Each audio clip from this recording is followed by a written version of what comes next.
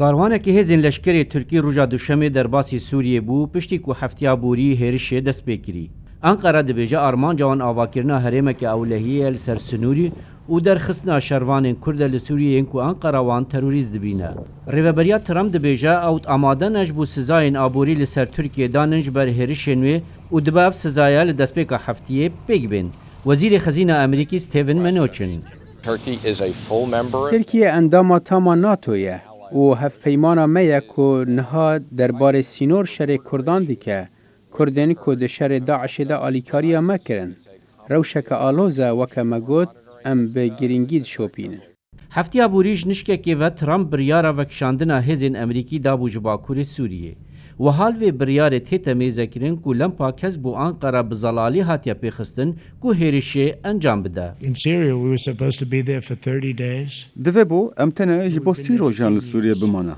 Li ew bûye 10 salin ku em hîn li we derene û ew şer tucar bi davî nayên.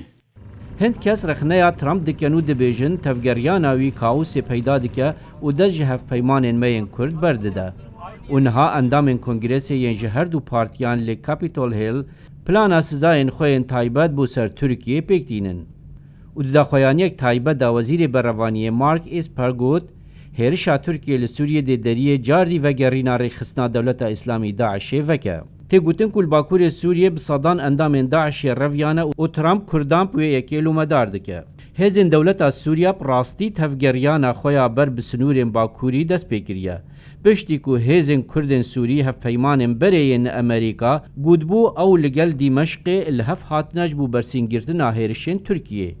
Şîrovekar Michael Luders dibêje Rusya şer û pevçûnên Tirkiya, Sûriya û Kurdan ji nêz ve dişûpîne. Herî dawiye divê ew bi xwe çareseriyeka siyasî bibînin ji ber ku Ewropî û Amerîka êdî rolekê divê nakokiyê da nabînin.